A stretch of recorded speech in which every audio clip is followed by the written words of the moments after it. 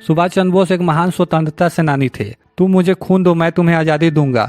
उन्होंने ही हमारे भारत को यह नारा दिया था, जिससे भारत के कई युवा वर्ग भारत से अंग्रेजों को बाहर निकालने की लड़ाई लड़ने के लिए प्रेरित हुए। सबसे पहले गांधी जी को राष्ट्रपिता कहकर सुभाष चंद्र बोस ने ही संबोधित किया था। सुभाष चंद्र बोस का जन्म 23 जनवरी 1897 को उड़ीसा के कटक शहर में हुआ था।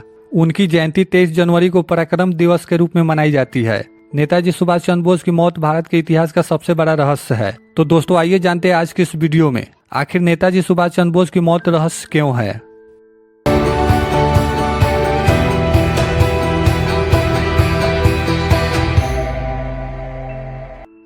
सुभाष चंद्र बोस की प्रारंभिक शिक्षा के बाद उनके माता पिता ने इंडियन सिविल सर्विस की तैयारी के लिए इंग्लैंड के कैम्ब्रिज विश्वविद्यालय भेज दिया। 1920 में उन्होंने इंडियन सिविल सर्विस की परीक्षा में चौथा स्थान प्राप्त कर अपनी अनोखा प्रतिभा का परिचय दिया, परंतु उन्होंने इस पद पर नियुक्ति से पहले ही त्यागपत्र दे दिए और स्वयं को पूर्ण रूप से देश सेवा में अर्पित कर दिए।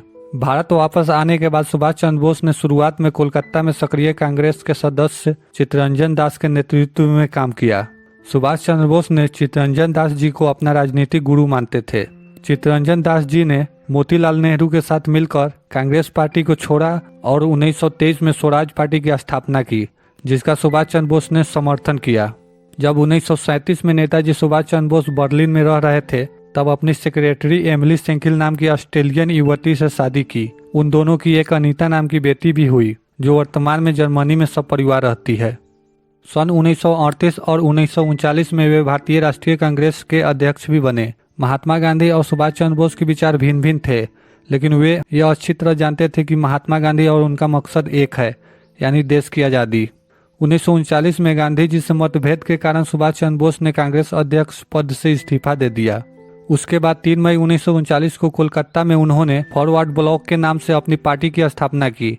द्वितीय विश्व युद्ध शुरू होने से पहले ही फॉरवर्ड ब्लॉक ने स्वतंत्रता संग्राम को और अधिक तीव्र करने के लिए जन जागृति शुरू की।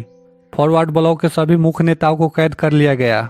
द्वितीय विश्व युद्ध के दौरान सुभाष चंद्र बोस जेल में निष्क्रिय रहना नहीं चाहते थे। उनका मानना था कि अंग्रेजों के दुश्मनों से मिलकर आज़ादी हासिल की जा सकती है। उन्हें पता था हिटलर और पूरा जर्मनी का दुश्मन इंग्लैंड था। ब्रिटिशों से बदला लेने के लिए उनको यह कूटनीति सही लगी और उन्होंने दुश्मन के दुश्मन को दोस्त बनाना उचित समझा। इसलिए सरकार को उन्हें रिहा करने पर मजबूर करने के लिए सुभाष चंद्र बोस ने जेल में आमरण अनशन शुरू कर दिया। हालात खराब होते ही ब्रिटिश सरकार ने उन्हें रिहा कर दिया, मगर ब्रिटिश सरकार यह भी नहीं चाहती थी कि सुभाष चंद्र बोस युद्ध के दौरान मुक्त रहे। इसलिए सरकार ने उनके ही घर पर सिपाही तैनात कर दी। 16 जनवरी 1941 में नेताजी अपने भतीजे शिशिर कुमार की मदद से अपने घर एल्गिन रोड हाउस कलकत्ता से भागकर अफगानिस्तान और सोवियत संघ के रास्ते जर्मनी पहुंच गए, जहां वे वहां के शासक एडोल्फ हिटलर से मिले। उन्होंने ब्रिटिश राज को भारत से निकालने के लिए जर्मनी और जापान से मदद की गुहार लगाई। जनवरी 1942 में उन्होंने रेडियो बर्लिन से प्रसारण करना शुरू किया, जिससे भारत के लोगों में उत्साह बढ़ा। वर्ष 1943 में वह जर्मनी से सिंगापुर आए, जहां उन्होंने कैप्टन मोहन सिंह द्वारा स्थापित आजाद हिंद फौज की कमान अपने हाथों में ले ली। उस वक्त रास बिहारी बोस आजाद हिंद फौज के नेता थे। उन्होंने 21 अक्टूबर 1943 को आजाद हिंद फौज का पुनः गठन किया। आजाद हिंद फौज की शुरुआत द्वितीय विश्व युद्ध के दौरान ब्रिटिश शासन को पूरी तरह से समाप्त करने के लिए की गई थी। आजाद हिंद फौज में लगभग 40,000 सैनिक शामिल थे, जो एशियाई देशों में अंग्रेजों द्वारा कैद किए गए भारतीय सैनिक के साथ साथ दक्षिण पूर्वी एशिया के विभिन्न देशों में बसे भारतीय थे। आजाद हिंद फौज ने जापानी सेना के सहयोग से उत्तर पूर्व की दिशा से भारत पर आक्रमण किया। दोनों फौजों ने अंग्रेजों से अंडमान और निकोबार द्वीप समूह जीत लिए। नेताजी ने इन द्वीपों को शहीद द्वीप और स्वराज द्वीप का नया नाम दिया। फिर दोनों फौजों ने मिलकर इम्फाल और कोहिमा पर आक्रमण किया। अपनी फौजों को प्रेरित करने के लिए नेताजी ने दिल्ली चलो का नारा दिया। यहीं पर उन्होंने अपना प्रसिद्ध नारा तुम मुझे खून दो, मैं तुम्हें आज़ादी दूंगा दिया। आजाद हिंद फौज सेना के अभियान से आशा हो चली थी कि कुछ ही दिनों में वह सेना भारत को स्वतंत्र कराने में समर्थ हो जाएगी, परंतु उसी समय द्वितीय विश्व युद्ध में हिरोशिमा और नागासाकी में परमाणु विस्फोट के बाद जब जापान ने समर्पण कर दिया, तो जापानी सेना को वापस लौट जाने के कारण आजाद हिंद फौज को भी पीछे हटना पड़ा, जिस कारण से सुभाष चंद्र बोस के लिए भी मुश्किल दौर आ चुका था। इसी बीच 18 अगस्त 1945 को टोक्यो जाते समय ताइवान के पास नेताजी को मौत हवाई दुर्घटना में हो गई, लेकिन उनका शव नहीं मिल पाया। सुभाष चंद्र बोस की मौत के कारणों पर आज भी विवाद बना हुआ है। आजादी के बाद भारत सरकार नेताजी की मृत्यु की जांच के लिए 3 बार आयोग का गठन कर चुकी है। पहली बार 1956 में सुभाष चंद्र बोस की मौत की गुत्थी सुलझाने के लिए शाहनवाज खान कमेटी का गठन किया गया। इस कमेटी ने पूरी जांच के बाद अपनी रिपोर्ट में कहा कि सुभाष चंद्र बोस की मौत ताइपेई में विमान दुर्घटना में हुई थी।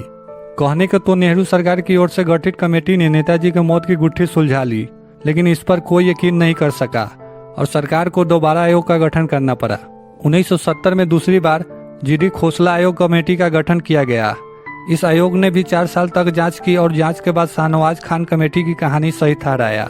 यह दोनों आयोग ने पुष्टि कर चुकी है कि नेताजी की मृत्यु विमान दुर्घटना में हुई थी।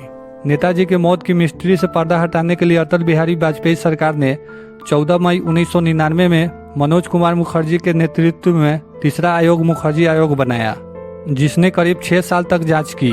इसमें आयोग ने कहा था कि नेताजी अब जीवित नहीं है, पर वे 18 अगस्त 1945 को ताइपेई में किसी विमान दुर्घटना का शिकार नहीं हुए थे।